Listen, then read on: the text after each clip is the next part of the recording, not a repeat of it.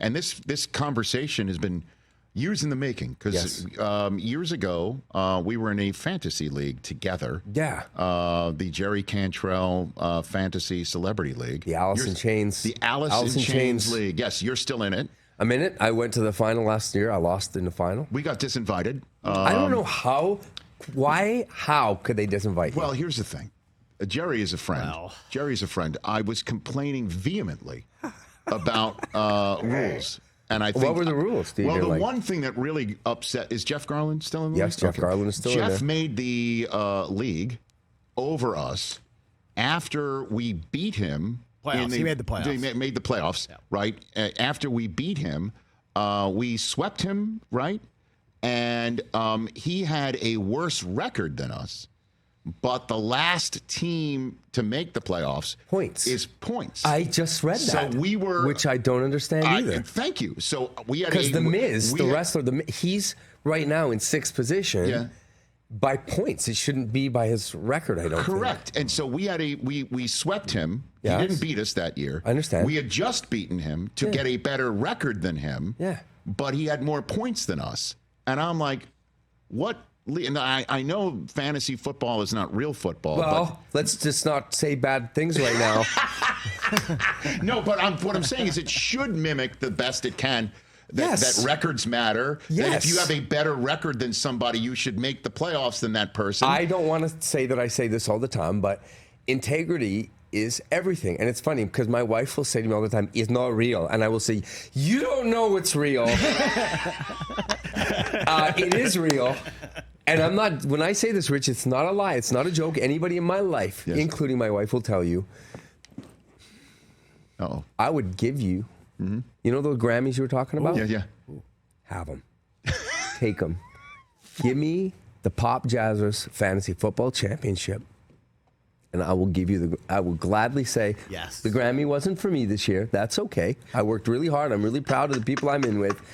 But give me that. I want to swear so bad. It's so hard not to swear. I know. Give me that trophy. And I won it twice. That's how bad you want it. Oh, that's how much fantasy football football is. On the drive here, I have sadly 8 leagues, and I know that's sick. 8 leagues? I know I didn't mean to. It just sort of happened like that. It was the same as the 4 kids. It just happened. How do you do what you do? And weirdly, I can tell you in each of those leagues who my teams are. I drafted very similarly. So like there were certain guys that I liked. I had beats on and I liked. Who's that?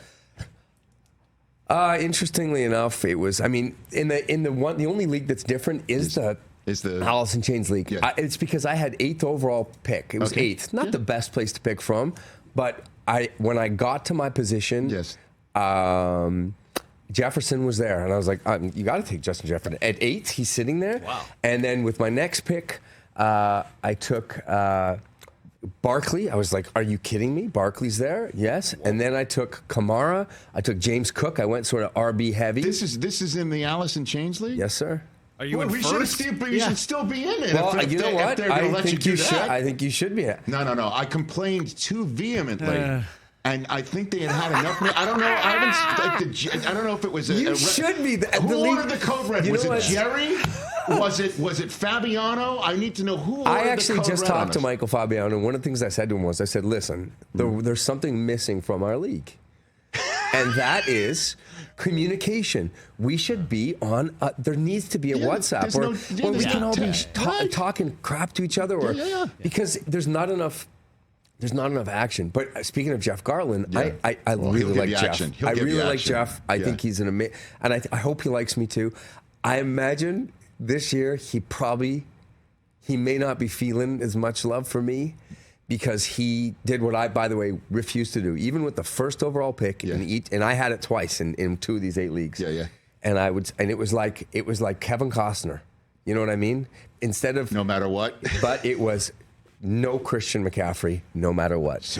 No Christian McCaffrey. Why didn't you? You smelled it coming. Dude, you I smelled it, and I was like, and I watched it happening, and I was like, I'm not doing. Even if at the end of the year he was the number, he was just the beast that he is.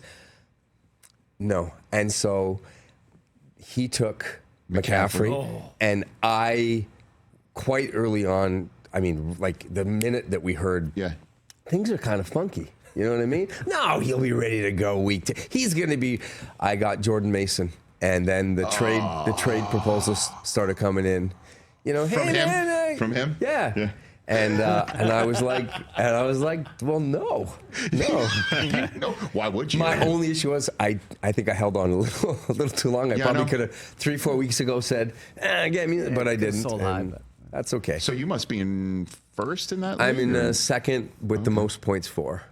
I think I had like a weird week last week where So who's your team? Who's your real team in real life? The Seahawks. I love the Seahawks, and I like. You know what? I'm really good friends with Eric Stonestreet. Oh, he's one of our favorite people. He's one of my best buddies. And when I was in Kansas, he was like, "You need to come down to the camp," and I was like, "To training, to the facility." Yeah, and I was like, "Yeah." And so, as you might imagine, one of the greatest days of my life. I love you, children, my beautiful 4 kids. You are the greatest days of my life. Say hi to your Just wife, too. Say hi to your wife. I love you, Luisana, so much, okay, and hopefully, maybe we can have another baby. You can just picture it. There's me standing there, and I'm just ripping balls back and forth to Travis and Kelsey. Pat, and Mahomes, and I've got like videos of me and standing next to the coach. You know, it's a good spiral, kid. You know, and I was like. And they were so cool. They were really so sweet with me. It was one of the greatest days of my life. Dude. I spent the whole day, and then I got to be really good friends with Brett Veach. And him and I chat all the time. And he's a good dude, too. He's a beautiful guy, and it was impossible for me not to cheer for him, be happy for him. And I know I'm like the one guy, and I know people, it's like, you know, everybody, you know, it's easy to hate on the Chiefs, and the refs love them and all. Right. I was so happy. And when they won that first championship, you know, they were FaceTiming me. Dude, Stone Street is great people. Yes. So, you know what? I feel like it could be unofficial, but I may be one of, I may not be her. I may not be the great Taylor, but I feel like I could, you know, I'm an unofficial good luck charm of the Kansas Chiefs. How about you're the male recording artist? Yes. Of the Kansas City Chiefs. So because you'll never be the recording artist of the Kansas City Chiefs, let's be honest. No. Okay. No. But you're the male recording artist of the Kansas City Chiefs who has connected with Travis Kelce throwing a football with him. I watch the video sometimes. I'll just like show friends and what's weird about people that don't know me too is that you will never, if you come to a show and I'm in the arena and I'm doing my sound check, there's no photo of me or video where I don't have a football in my hand, and that's like my thing. It's just it's ripping it, you know, through the arena with the band, with the crew, and God, I love my football. I love my hockey too, but I love my football. Michael Bublé here on The Rich Eisen Show. Catch The Rich Eisen Show every single day on the Roku Channel, 12 to 3 Eastern, for free.